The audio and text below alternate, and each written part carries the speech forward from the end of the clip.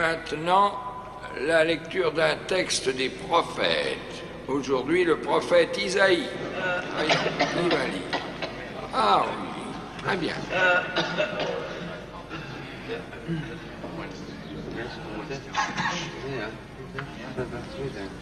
N'est-ce pas là le fils de Joseph? Oui, Joseph le charpentier. Ah, le charpentier. Le charpentier, Dieu et son âme.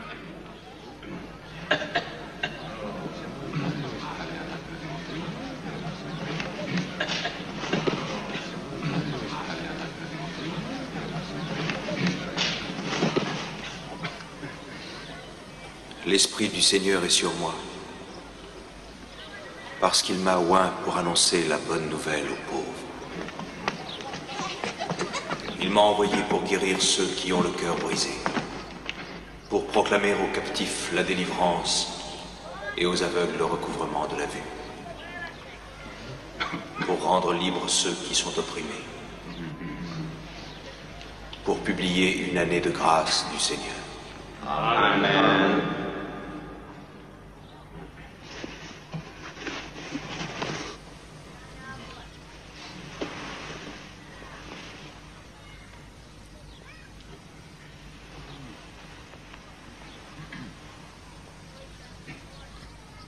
Aujourd'hui,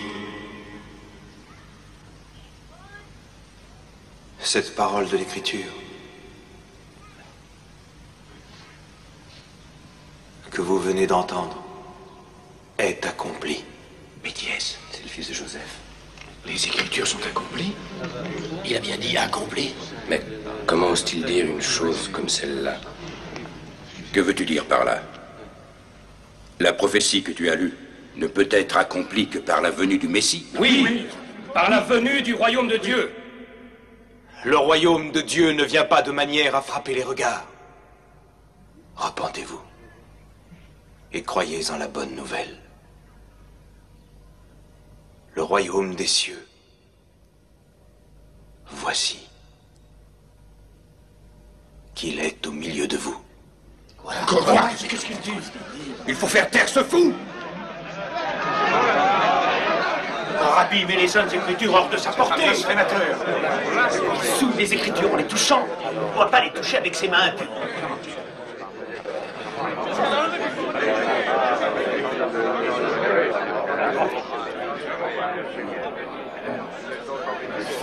J'ai entendu des choses à ton sujet. Je suis désolé. Je suis désolé. Un prophète n'est méprisé que dans sa patrie et dans sa propre maison. Il faut le jeter hors de la maison du Seigneur, c'est un imposteur. À la porte, le démonier, à la porte.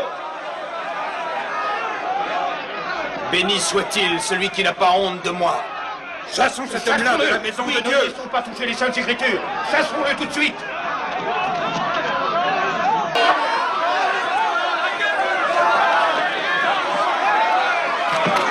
Rabbi, il faut leur faire comprendre. Il faut arrêter tous ces démons. Je t'en prie, dis-leur, ces malheureux ne savent pas qui il est. Viens, André.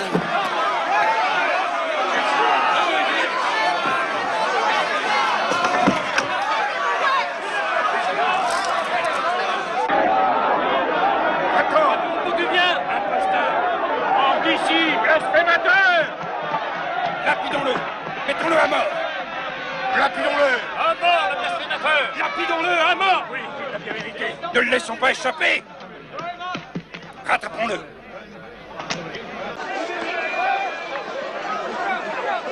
Regarde. Voilà Joseph d'Arimathie, l'un des pharisiens les plus importants de Jérusalem. Qui de vous, par ses inquiétudes, peut ajouter une coudée à la durée de sa vie? C'est pourquoi je vous dis, ne vous inquiétez pas pour votre vie, de ce que vous mangerez et boirez, ni pour votre corps, de quoi vous serez vêtus. Le corps n'est-il pas plus que le vêtement? Regardez les oiseaux du ciel. Ils ne sèment ni ne moissonnent, et ils n'amassent rien dans des greniers. Et votre Père céleste les nourrit. Ne vous nourrira-t-il pas à plus forte raison? Ne valez-vous pas beaucoup plus qu'eux? Considérez comment croissent les lys des champs. Il ne travaille jamais. Il ne file pas non plus. Et cependant, même le roi Salomon, dans toute sa gloire, n'a pas été vêtu comme l'un de ces lys. Alors, si Dieu revêt ainsi l'herbe des champs, qui existe aujourd'hui et qui demain sera jetée au four, ne vous vêtira-t-il pas à plus forte raison? Vous, gens de peu de foi?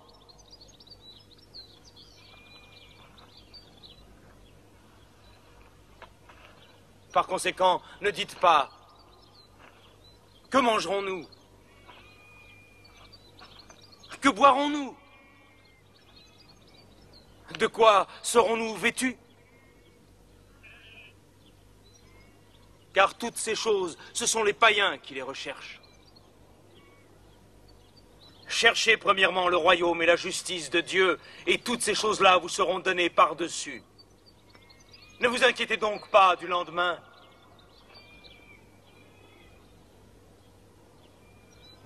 Parce que le lendemain aura soin de lui-même.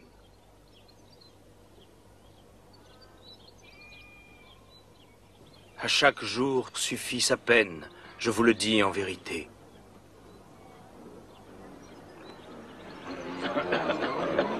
Cet homme est extraordinaire.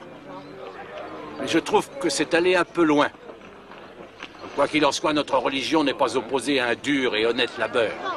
Une bonne partie de ce qu'il avance a été dit par les prophètes, mais pas ainsi. Je suis d'accord avec toi. Mais nous ne pouvons pas en être sûrs avant d'avoir parlé avec lui, face à face. Pourquoi ne l'inviterions-nous pas à notre table? Accepterait-il? J'en suis certain. Je suppose qu'un homme comme celui-là doit souhaiter discuter de ses idées avec des gens qui ont l'esprit ouvert.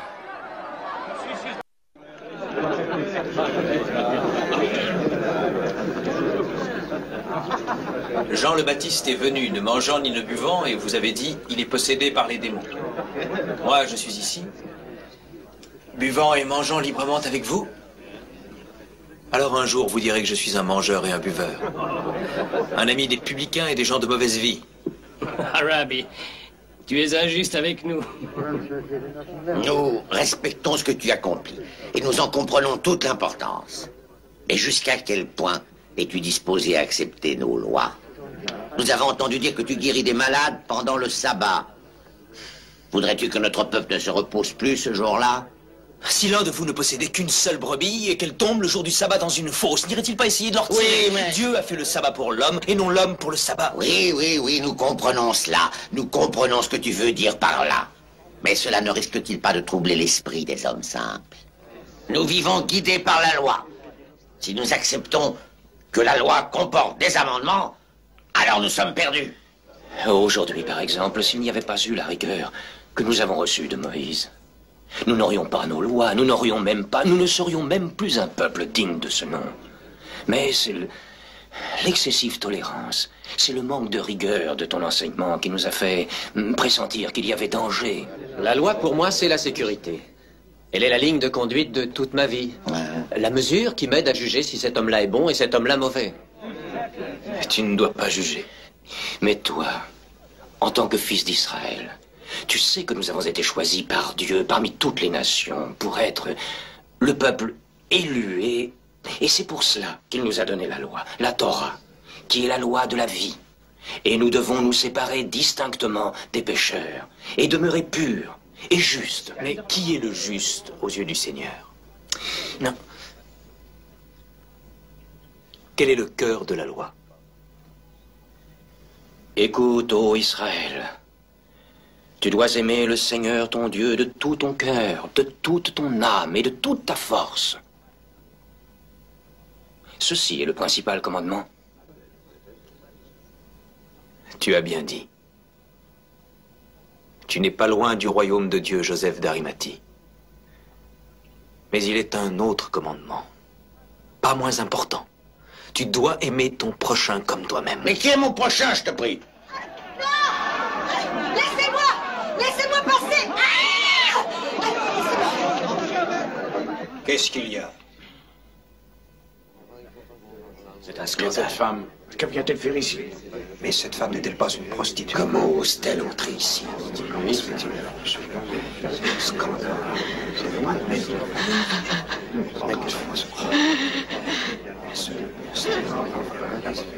Elle le souille. Ici, ce n'est pas un endroit pour toi, femme. Allez, quitte cette maison. Simon, assieds-toi. Mais Ravi, sais-tu de quel genre de femme il s'agit? Je t'en prie, Simon.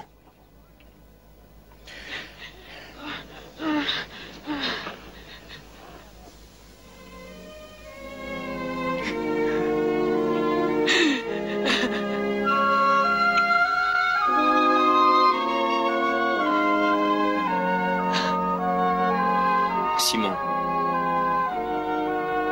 je suis arrivé dans ta maison et tu n'as point versé d'eau sur mes pieds, ni donné le baiser d'accueil, ni versé l'huile sur ma tête.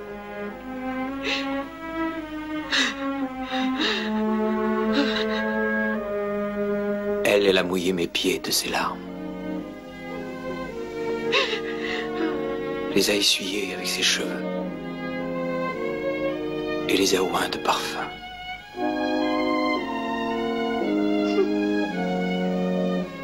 Ma fille, tes péchés, et je sais qu'ils sont nombreux, te sont pardonnés car tu as beaucoup aimé. C'est insensé. Seul Dieu pardonne.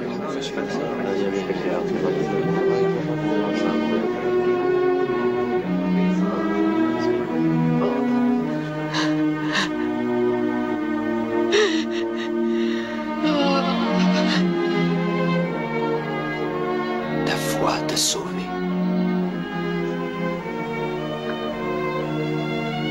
Va et ne pêche plus.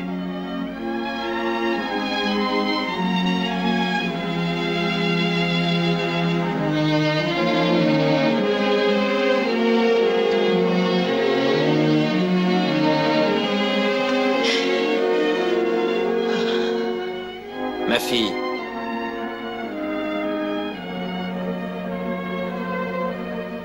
garde ce parfum. Conserve-le pour ma sépulture. Va en paix.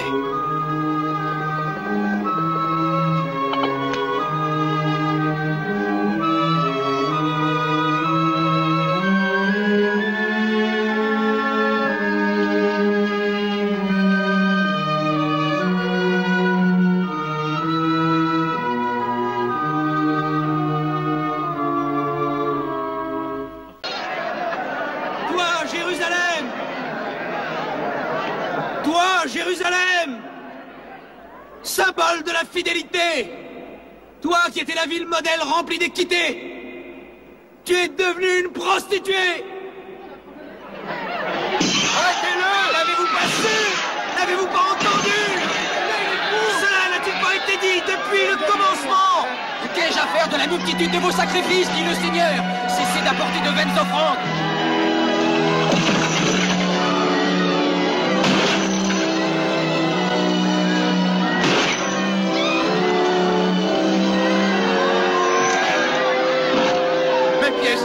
Rendez-moi mes pièces d'or.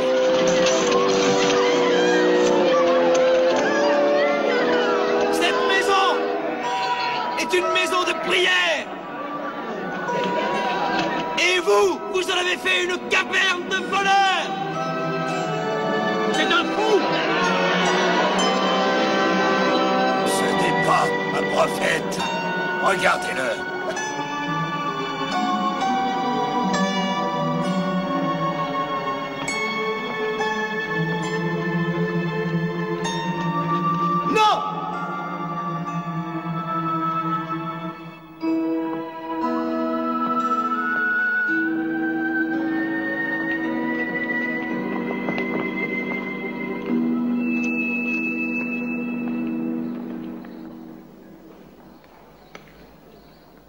Rabbi, je me nomme Zera, et je suis un scribe de ce saint lieu depuis des années. Et j'ai ainsi que mes frères suivi ta mission avec le plus grand intérêt. Nous avons entendu dire des choses très belles à ton sujet, Mais ce que tu viens de faire ici nous choque et nous étonne à la fois. Est-ce que tu veux détruire le lieu sacré qu'est ce temple? Le temple n'est pas seulement de la pierre. C'est la maison de Dieu. Et elle ne peut être détruite aussi longtemps que Dieu l'habite.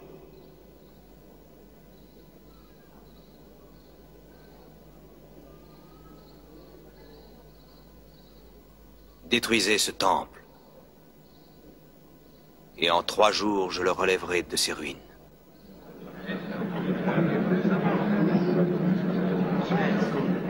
Il a fallu 46 ans pour bâtir ce temple. Et tu prétends que tu pourras le rebâtir en 3 jours. Tu as entendu. Mais tu n'as pas compris le sens.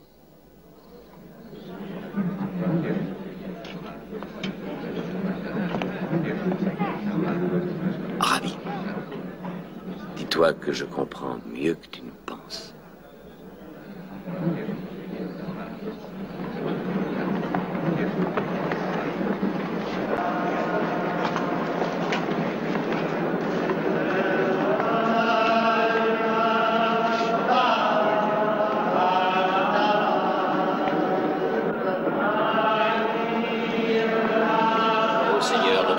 Accepte avec bienveillance les offrandes et les prières d'Israël. Maître, bénis mon enfant. Hosanna au fils de David. Tu n'as pas le droit de laisser les enfants utiliser ces mots. Tu sais que c'est un blasphème. Tu devras en répondre devant Dieu. N'avez-vous jamais lu les psaumes? De la bouche de ceux qui sont à la mamelle et des enfants, tu as tiré des louanges. Le fils de David.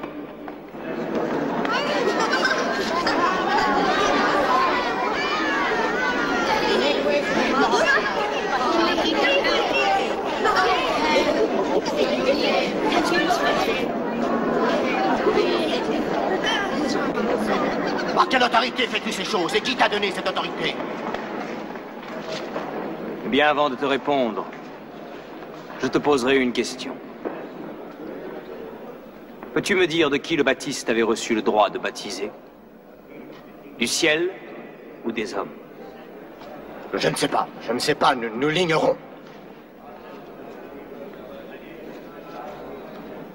Alors tu vois, tu ne m'as rien dit. Moi non plus, je ne dirai pas par quelle autorité je fais ces choses.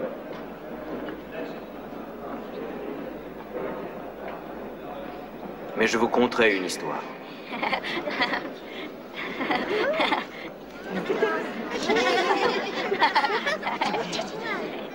Il était une fois un père qui avait 2 fils. Un jour, s'adressant à son premier fils, il dit « Va travailler dans ma vigne ». Et le fils dit non.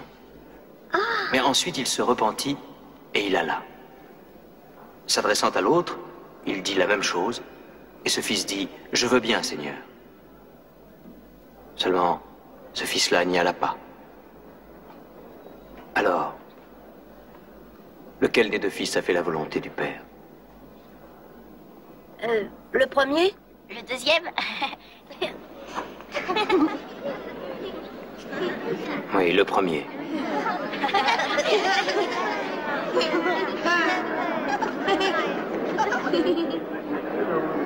Et que signifie cette parabole? C'est qu'il y a ceux qui croient être dans la voie droite parce qu'ils disent oui à Dieu, mais ils ne font pas sa volonté.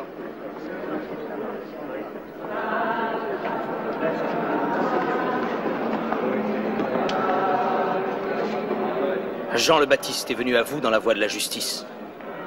Mais vous n'avez pas cru en lui, même quand vous avez vu les publicains et les prostituées croire en lui et se repentir. Je vous le dis, ils entreront avant vous au royaume de Dieu. Que pensez-vous de cela? Faites place! Écartez-vous! Voici le grand prêtre! Écartez-vous, allez reculer!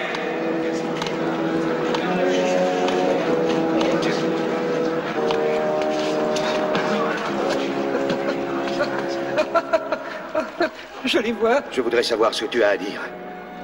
Je voudrais savoir ce que tu as à me dire à propos de celui qui t'a guéri. Ah, c'est un prophète. Ça, y a aucun doute. As-tu perdu la raison? C'est Dieu qui t'a fait recouvrer la vue et non pas le pécheur qu'est cet homme. Eh bien, je dois dire que j'ignore si oui ou non c'est un pécheur.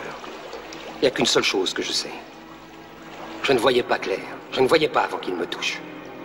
Et maintenant, je vois, c'est tout. Il faut que j'aille trouver cet homme. Je veux le remercier de ce qu'il a fait pour moi. Où est-il?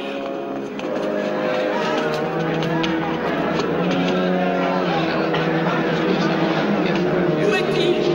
Où est-il?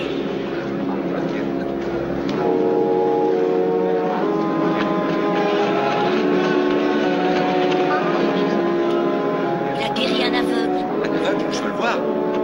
Maître, je peux voir. Je vois.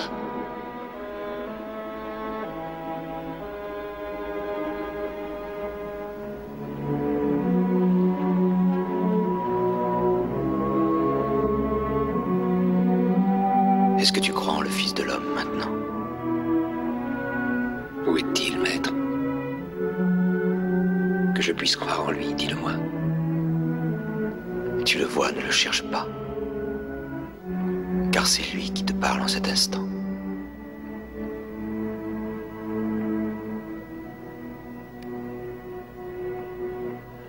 Je crois en toi, Seigneur.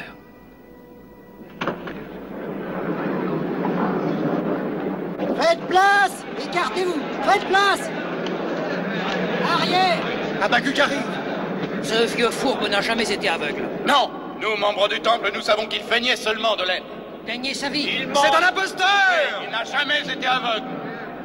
Comment expliques-tu que tu puisses rendre la vue aux aveugles?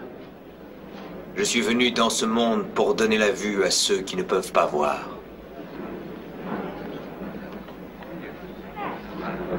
Et aussi pour ôter la vue à ceux qui peuvent voir. Ai-je bien compris ta pensée? Selon toi, nous qui sommes des justes sommes aveugles.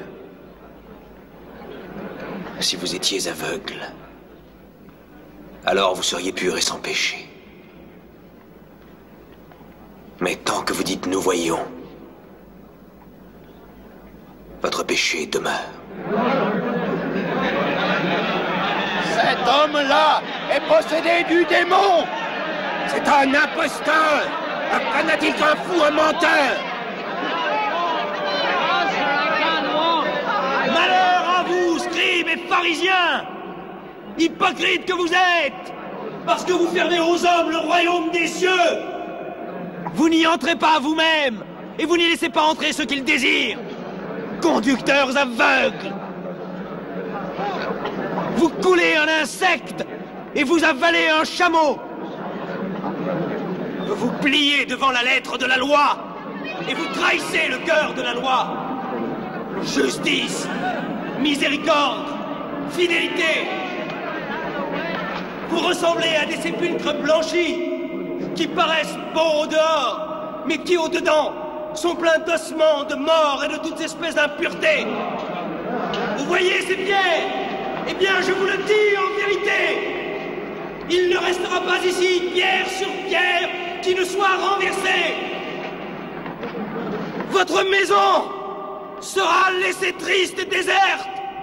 Elle sera le domaine des lézards et des araignées. Serpents, race de vipères, comment échapperez-vous au châtiment de la géhenne?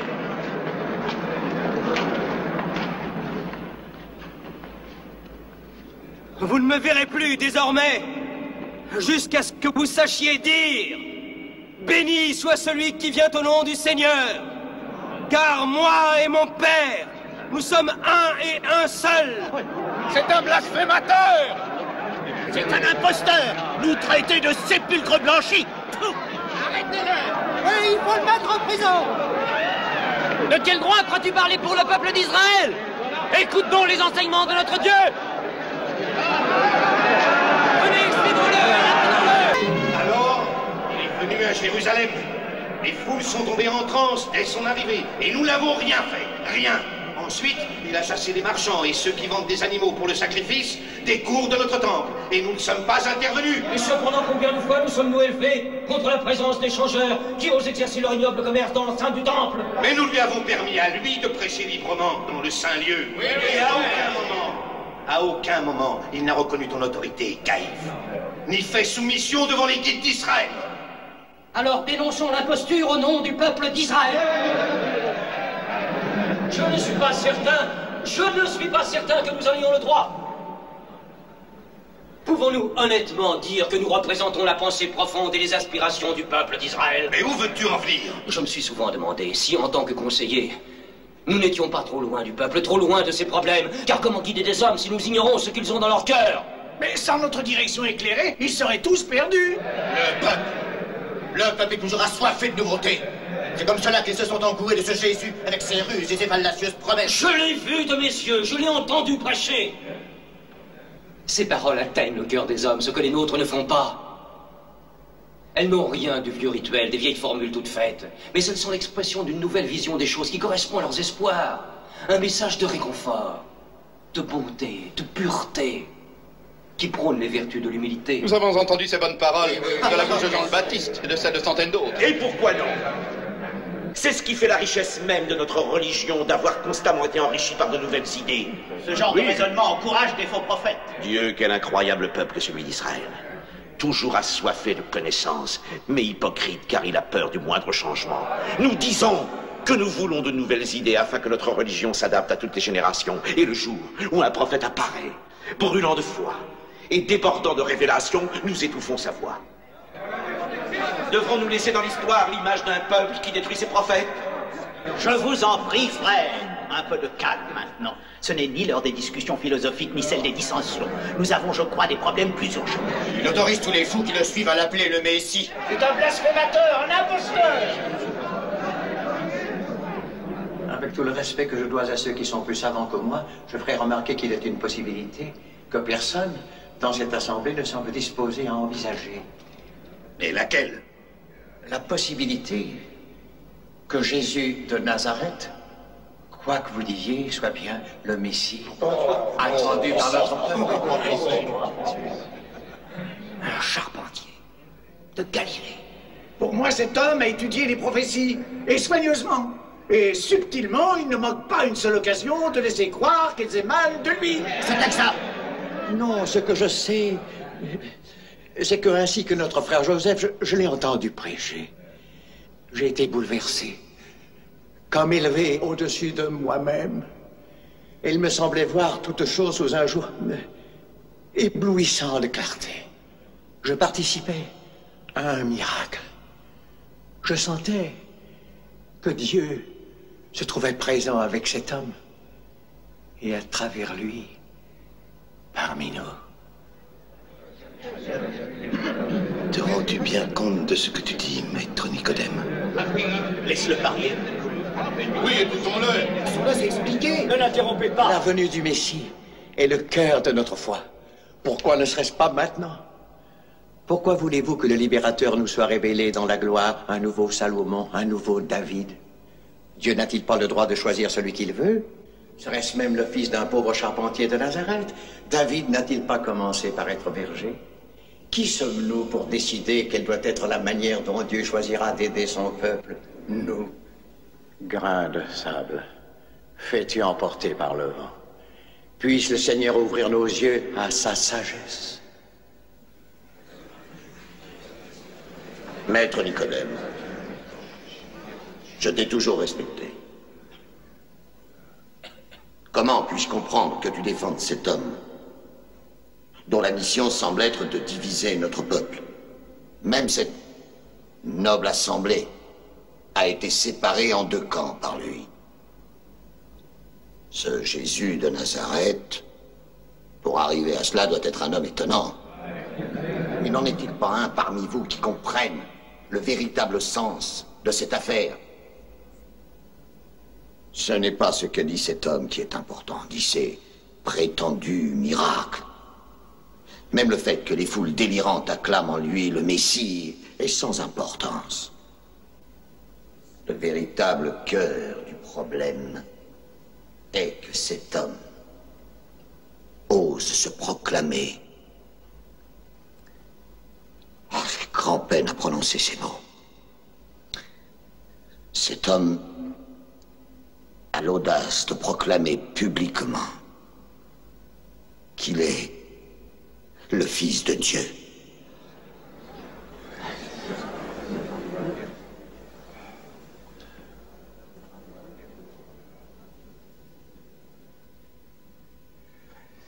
Maître Nicodème, toi, exemple de foi et de sagesse, et toi, Joseph, le plus honnête des hommes, vous pouvez nous dire que dans le fond de vos cœurs, vous croyez qu'il est le Fils de Dieu, qu'il est l'égal de Dieu?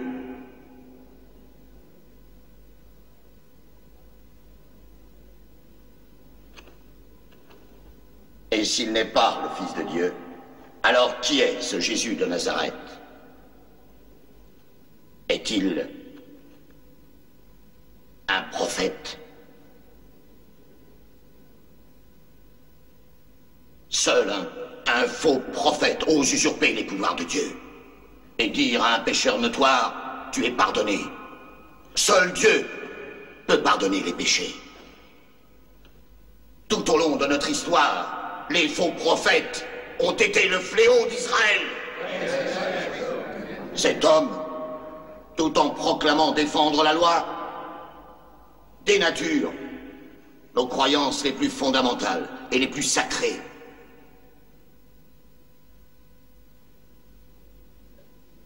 Les Romains n'auront pas besoin de nous pour trouver la solution.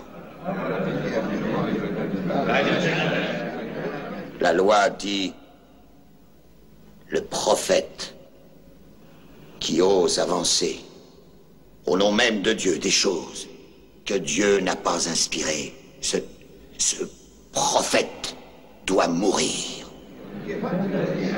C'est une grave décision. Si ce Galiléen est un faux prophète et un blasphémateur, n'est-il pas préférable qu'un homme meure plutôt que de voir une nation périr?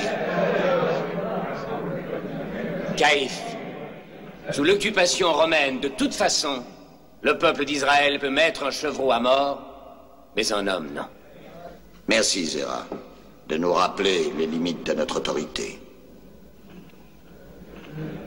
Alors, il faut le faire accuser et déclarer coupable par les Romains. Mais Caïphe est-il vraiment coupable? Je suis certain que notre loi ne condamne pas à mort avant d'avoir permis à l'accusé de se défendre devant les sages d'Israël. Qu'importe la gravité de sa faute, nous ne saurions remettre aussi légèrement un de nos frères aux Romains. Caïphe, après la fête de la Pâque, laisse-moi persuader Jésus de venir devant nous et d'expliquer sans phare ce qu'il a dans le cœur et dans l'esprit quand il dit qu'il est le Fils de Dieu. Frère, je suis d'accord. Nous l'interrogerons à fond. Et nous donnerons à ce Jésus de Nazareth toutes les chances de se défendre devant nous. Non. Non, Caïphe. Retarder les choses peut être dangereux. Nous savons quelles mesures Ponce Pilate prendra contre notre peuple si l'agitation continue. Zéra, il doit être arrêté ce soir. L'agitation risque d'être bien pire encore parmi le peuple si les gardes du temple se lancent à sa recherche. Pensez-y. Cela demandera de longues recherches dans toute la ville et aux alentours. Oui, nul ne sait où lui et ses disciples se cachent. Ils ne restent jamais plus d'une nuit au même endroit. Je crois que je connais le moyen de le joindre. Zéra, souviens-toi que Jésus de Nazareth est l'un de nos frères.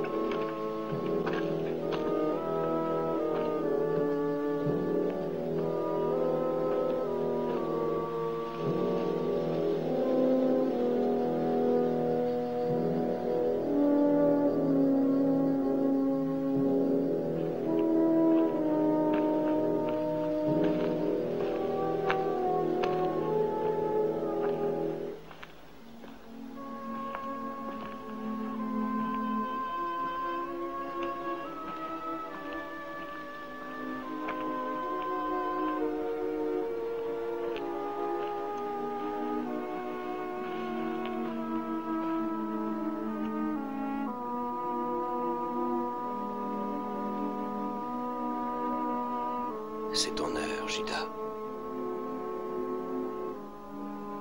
L'heure des ténèbres.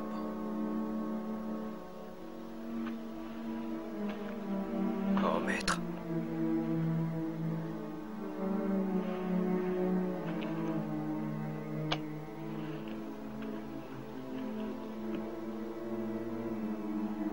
C'est par un baiser que tu livres le Fils de l'homme.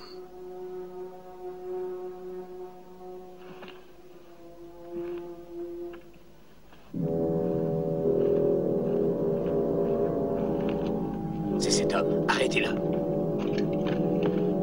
Par là.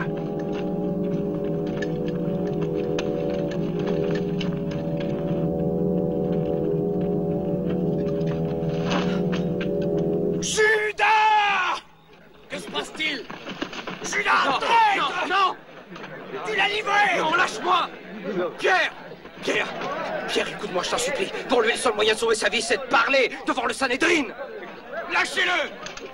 Vous n'avez pas le droit, libérez-le! Ils vont tuer le maître! Jésus! Pour le sauver! Jean, traître!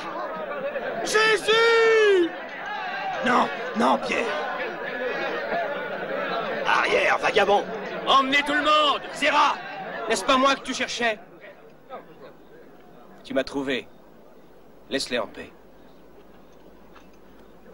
Emmenez-le!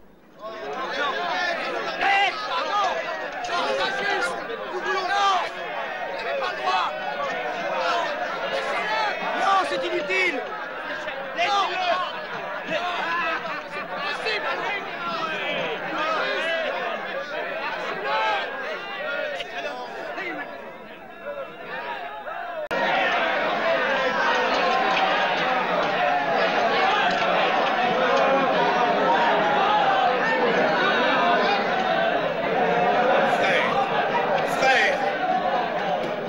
Silence!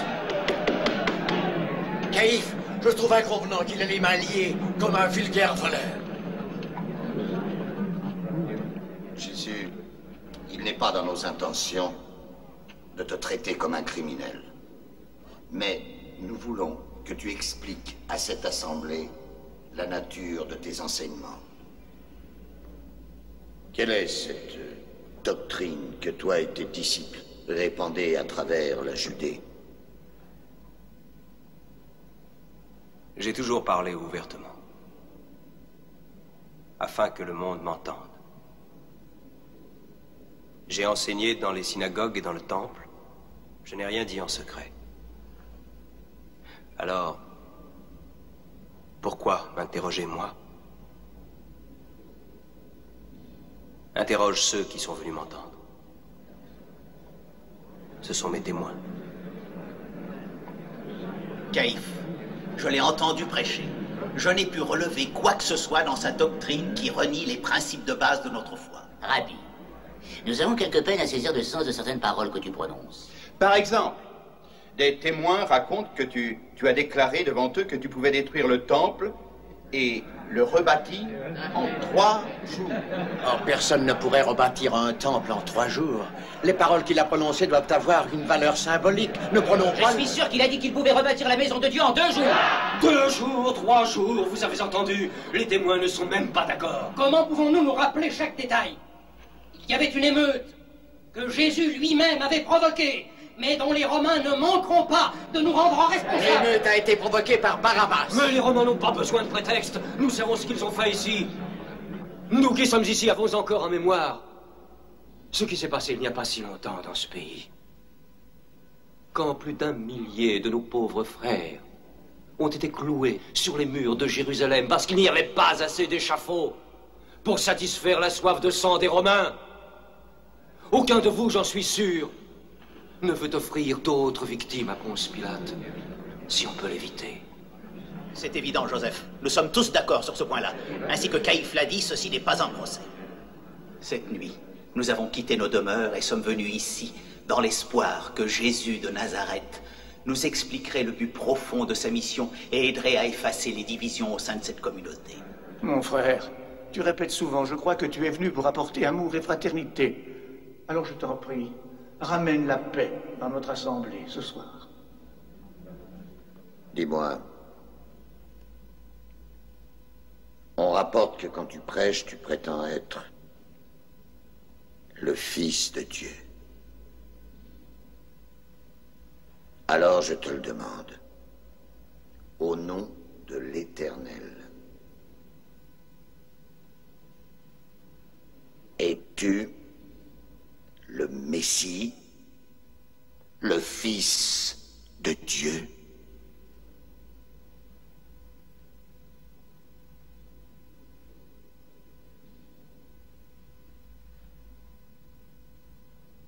Je le suis.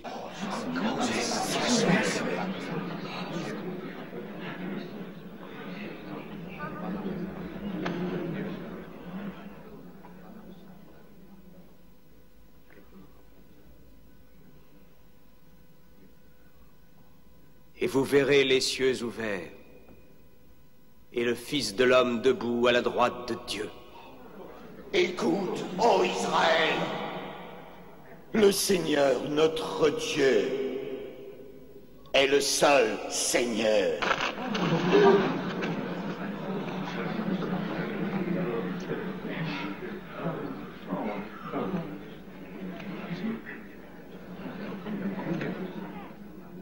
Nous en avons assez entendu.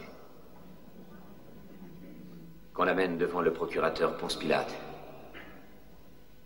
entre les mains de qui repose le pouvoir suprême pour les procès et les jugements.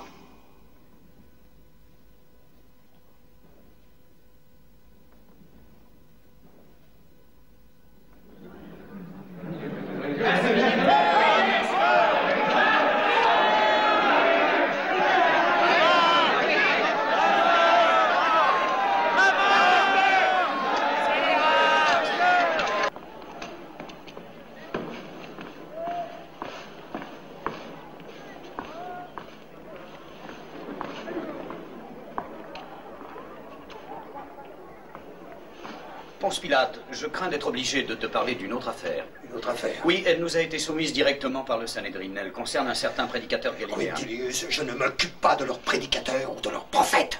Je le sais. Oui, bien sûr, je sais cela. Mais le Sanhédrin, dont la coopération s'est révélée fort utile pour nous, considère cela comme extrêmement important. Et même urgent. Urgent? Urgent pour qui?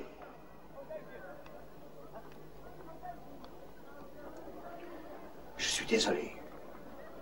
Je regrette. La semaine prochaine, peut-être. Mais d'abord, il faut en finir avec Barabbas. Pilate, une délégation du Sanhédrin attend dehors. Elle est conduite par Zéra en personne. Ils ont amené ce prédicateur, ce Jésus de Nazareth, et ils veulent que tu le juges. Juger cet homme? Zéra lui-même? Ça peut être important. Non, non, non, non. Je ne veux pas être mêlé à leur querelle religieuse. Voici le rapport mensuel de la province.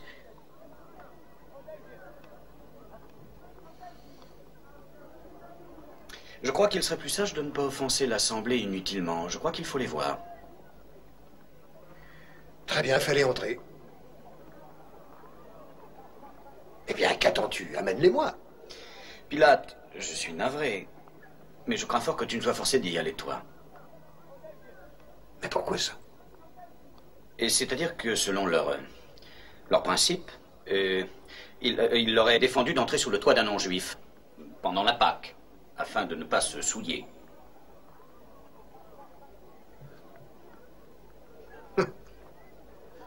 Se souiller. J'avais complètement oublié ça. Bon. Nous irons les voir. Fais-les venir dans la galerie.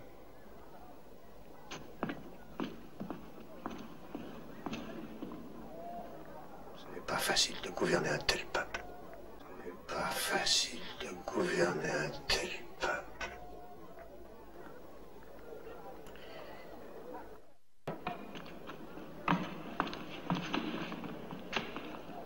Procurateur, nous nous sommes aperçus que cet homme, Jésus de Nazareth, fausse les idées de notre peuple sur l'alliance qui unit Dieu et les êtres. Et de plus, il altère le cœur même de la loi. Je n'ai pas à intervenir pour des délits concernant les problèmes religieux. Ma fonction en tant que gouverneur est de maintenir la paix et de faire respecter la justice romaine. Nous savons cela, procurateur, mais cet homme menace également l'ordre établi. S'il n'était pas un criminel, nous ne te l'aurions pas amené. Il se fait appeler Christ, ce qui veut dire loin du Seigneur. Merci. J'entends aussi un peu le grec. Bon, mais qu'a-t-il fait d'autre? A-t-il parlé contre l'empereur? A-t-il parlé contre Rome? Eh bien, procurateur, pas directement, non. Mais... Pas directement. Alors c'est votre problème, vous devez juger cet homme selon les lois qui sont les vôtres.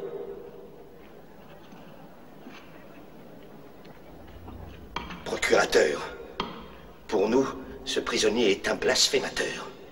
Si nous assumions le gouvernement de notre pays, nous aurions le droit d'appliquer le châtiment qui, selon la loi de Moïse, est établi pour les blasphémateurs. Il a fait une entrée triomphale dans Jérusalem en prétendant être le roi des Juifs. Assertion que nous rejetons formellement. Roi des Juifs. Eh bien, peu importe ce qu'il a pu faire d'autre. Ce cas relève de la trahison. C'est juste. D'accord. Je vais l'interroger. Votre Jésus. Pas le nôtre. Si, le vôtre. Le vôtre. Faites l'entrée.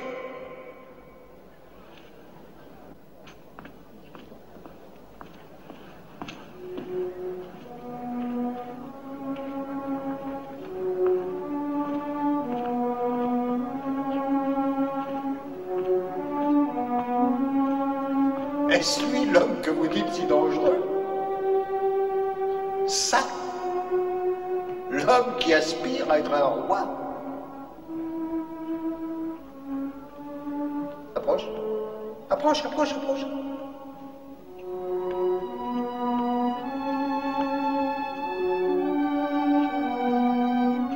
Voilà. Les représentants du Sanhédrin t'accusent de répandre dans le pays une doctrine erronée. Approche.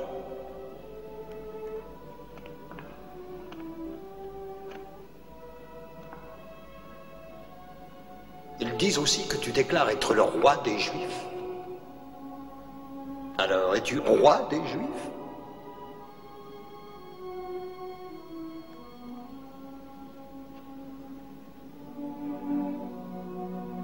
Si mon royaume était de ce monde, mes serviteurs auraient combattu pour moi afin que je ne sois pas capturé. Oh, tu parles de royaume. Alors il faut en effet que tu sois un roi. Es-tu un roi? Je suis roi.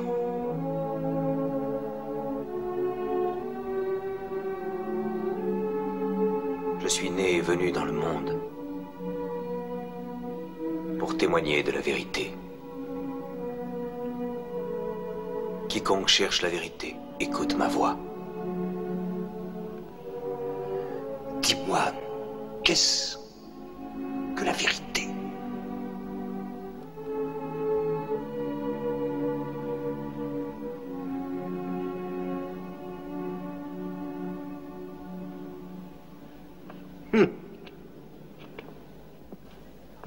Non, ce n'est pas un criminel.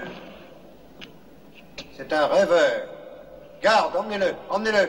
Qu'il soit flagellé, cela devrait satisfaire notre justice et le réveiller un peu. À tes ordres.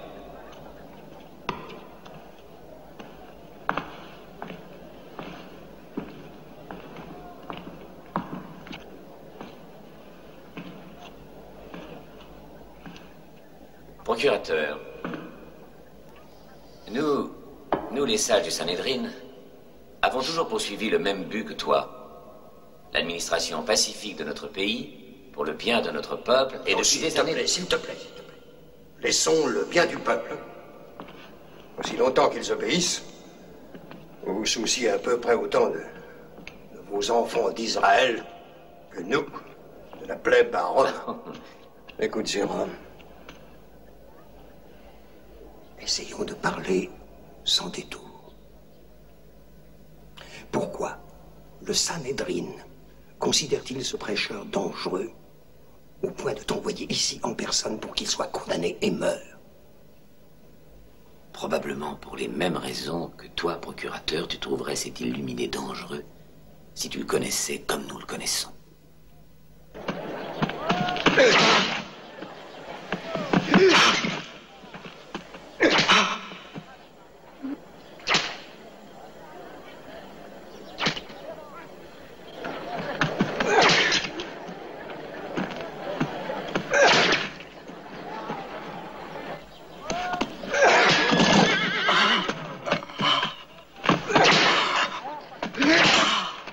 Ça suffit. Rendez-lui ses vêtements.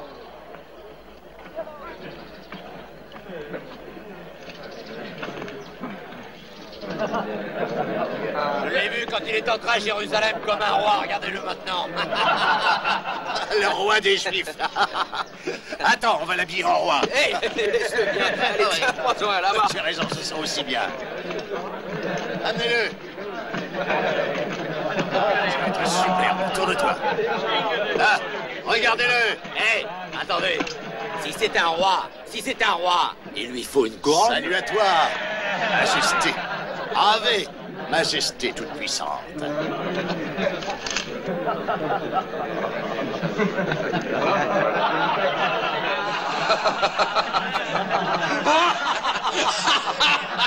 Oh, il est beau.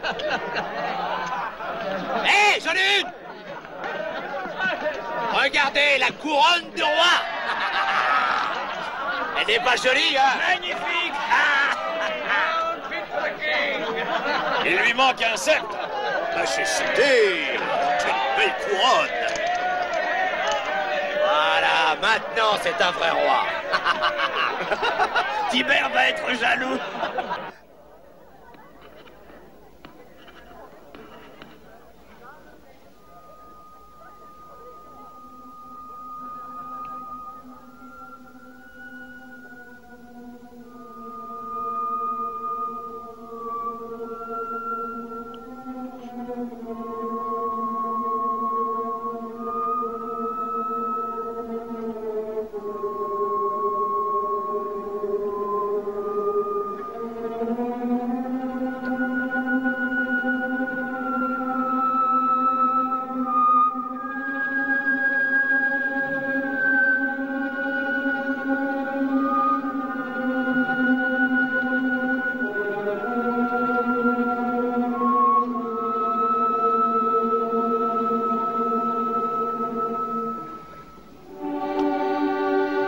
Ecce homo. Voici l'homme. Eh bien, n'as-tu pas quelque chose à dire pour ta défense? Alors,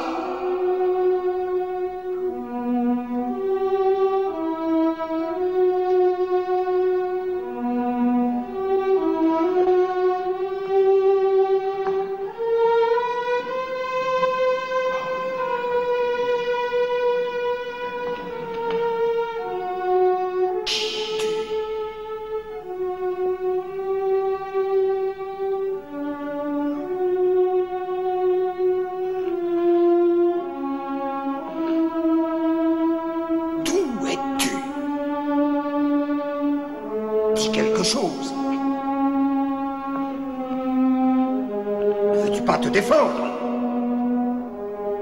C'est la mort que tu cherches. Ignores-tu donc que j'ai le pouvoir de te relâcher ou de te faire crucifier?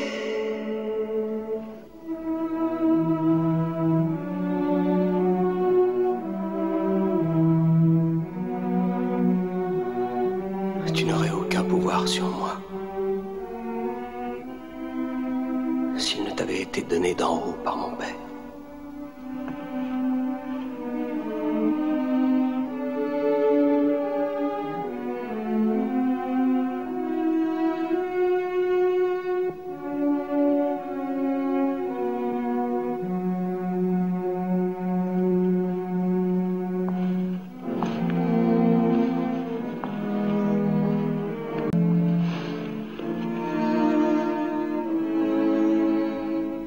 Quintilius, n'est-il pas une ancienne coutume, En l'honneur de la Pâque, autorisant le procurateur à relâcher un prisonnier condamné à mort, en signe de clémence? Si. Cette coutume est encore en usage. Et nous avons 2 prisonniers. Barabbas et Jésus. Alors laissons le peuple décider.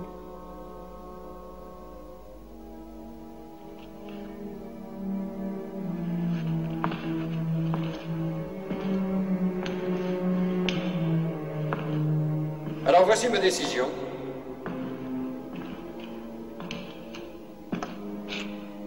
C'est le peuple qui choisira. Emmenez-le. Bien, emmenez le prisonnier.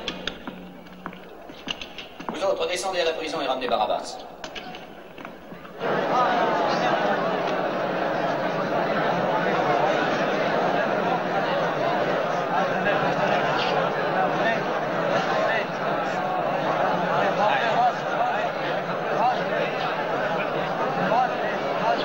C'est compris, vous créerez Barabbas.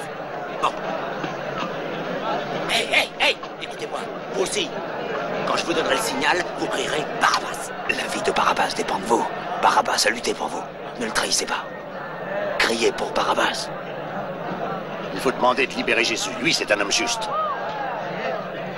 Quand est-ce qu'on l'a arrêté? Cette nuit, dans le jardin de Gethsémani. Gethsémani? C'est à côté de là où j'habite. Il faut bien préparer l'affaire. Il faut faire libérer Barabbas, coûte que coûte, d'accord? Alors, il faut que nos hommes soient répartis dans la Jésus est un prophète. Moi, je vous crois pas.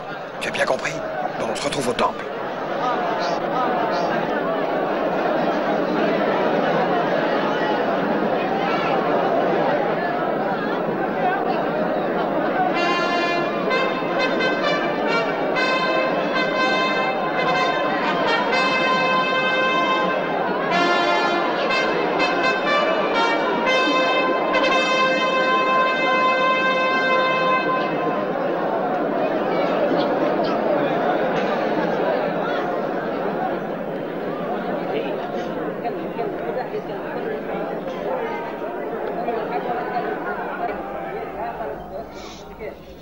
Pour prouver, une fois de plus, sa bienveillance à l'égard d'Israël, notre divin empereur a décidé que la coutume qui consiste à libérer un prisonnier condamné à mort sera respectée en l'honneur de votre part.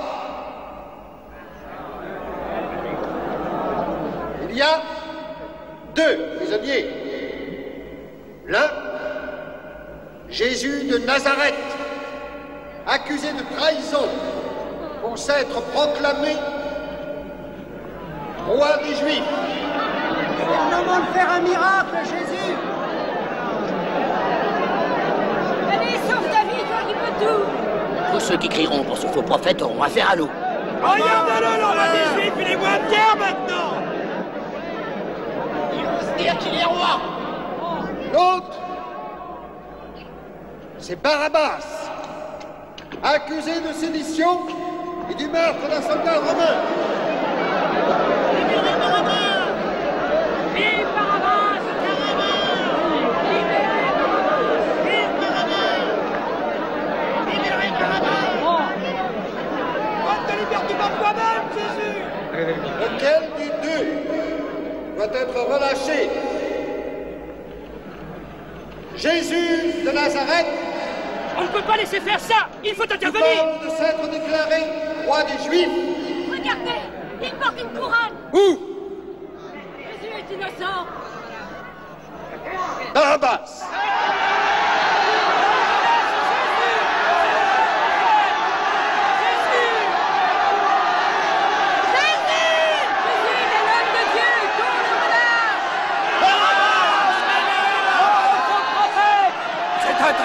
Tu es le Nazaréen! Jésus! Jésus! Ah, lâchez Barabbas! Barabbas! Barabbas! Jésus! Jésus! Barabbas!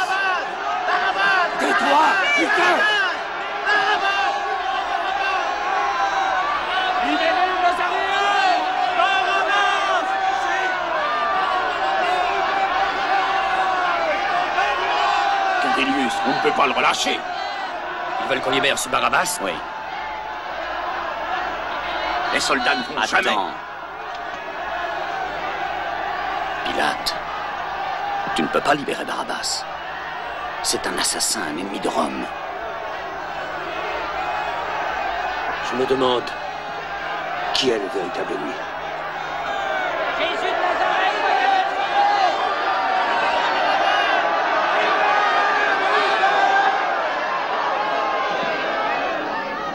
Qu'il soit écrit que Jésus de Nazareth est déclaré coupable de trahison pour s'être proclamé roi des Juifs et qu'il est condamné à mourir crucifié.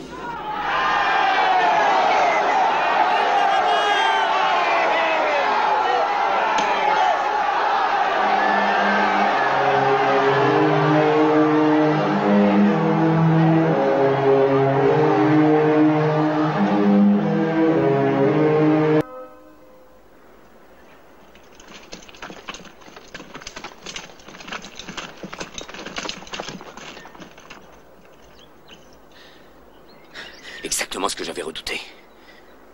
Les disciples sont venus cette nuit, ils ont déplacé la dalle et ils ont emporté le corps. Impossible. La garde a été assurée sans interruption. Et vos prêtres sont restés là aussi?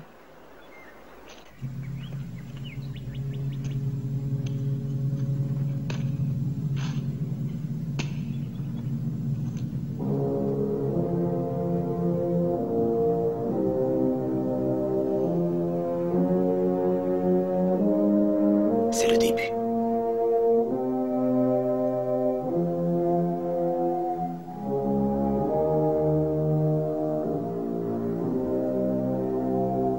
Et tout commence.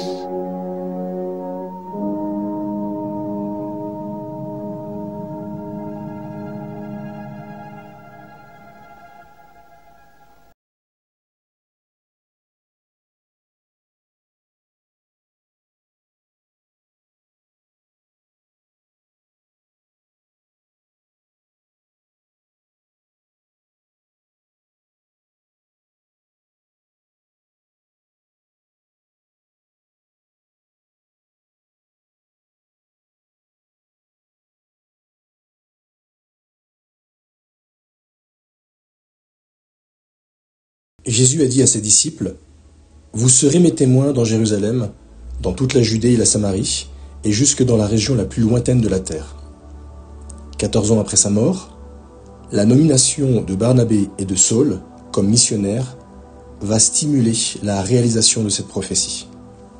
Barnabé et Saul sont affectés à Antioche, région qui n'a jamais entendu parler de la bonne nouvelle concernant le Christ. Parvenus à pied jusqu'à Séleucie, un port près d'Antioche, Barnabé et Saul ont pris le bateau pour l'île de Chypre, soit environ 200 km de traversée. Barnabé, natif de Chypre, était sûrement pressé d'apporter la bonne nouvelle à ses compatriotes. Débarqués à Salamine, sur la côte est, Saul et lui n'ont pas perdu de temps. Immédiatement, ils se mirent à annoncer la parole de Dieu dans les synagogues des Juifs. Ils ont parcouru l'île de bout en bout, prêchant probablement dans les villes principales en chemin.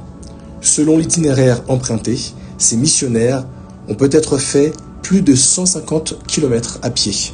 À Antioche de Pisidie, Paul et Barnabé sont entrés dans la synagogue le sabbat. Après la lecture publique de la loi et des prophètes, les présidents de la synagogue leur firent passer ce message. « Hommes, frères, si vous avez quelque chose d'encourageant à dire pour le peuple, dites-le. » Alors Paul s'est levé et a pris la parole.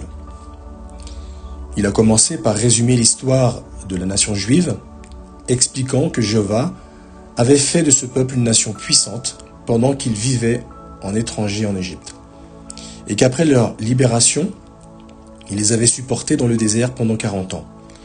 Il a raconté aussi comment les Israélites avaient pu prendre possession de la terre promise et comment Jéhovah leur avait donné le pays en héritage.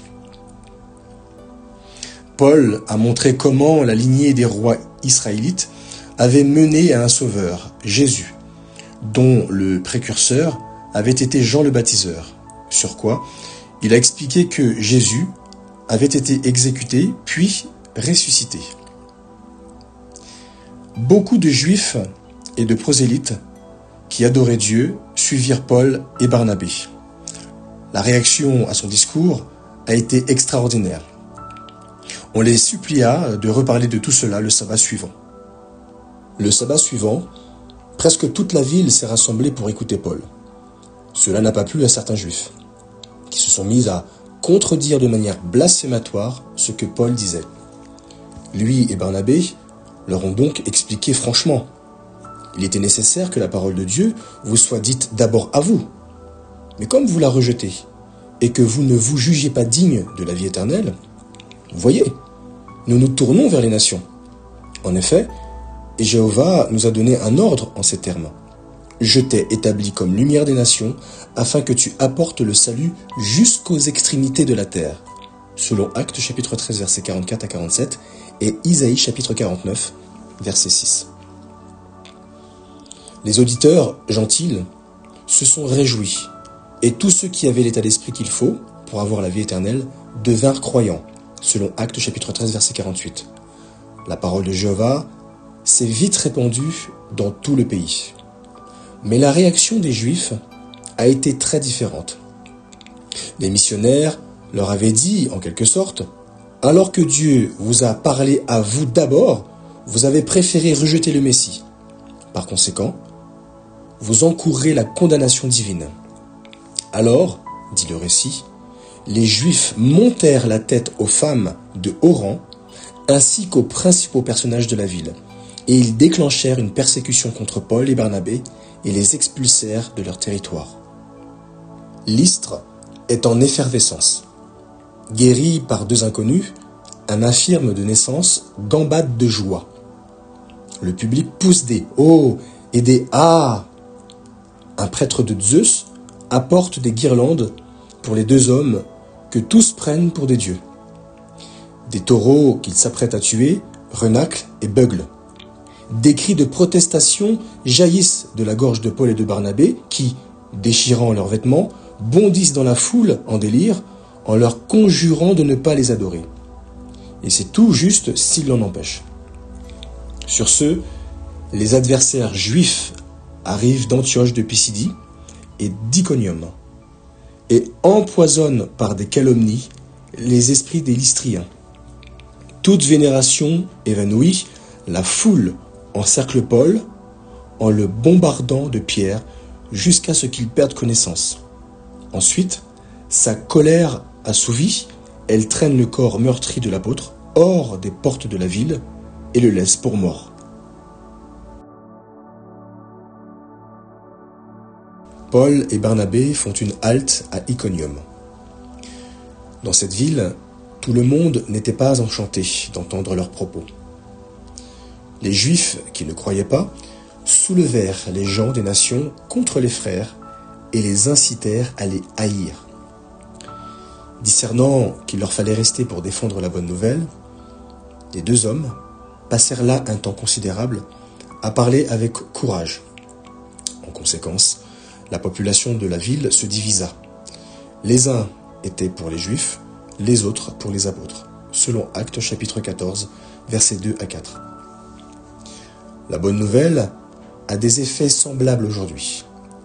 Pour certains, elle est une force unificatrice, pour d'autres, une cause de division, selon Matthieu chapitre 10, versets 34 à 36. Si ta famille se divise parce que tu obéis à la bonne nouvelle, songe que l'opposition est souvent une réaction à des rumeurs infondées ou à de pures calomnies. Ta belle conduite peut devenir l'antidote à ce poison et finir même par adoucir le cœur de ceux qui te sont hostiles, selon 1 Pierre chapitre 2 verset 12 et chapitre 3 versets 1 et 2.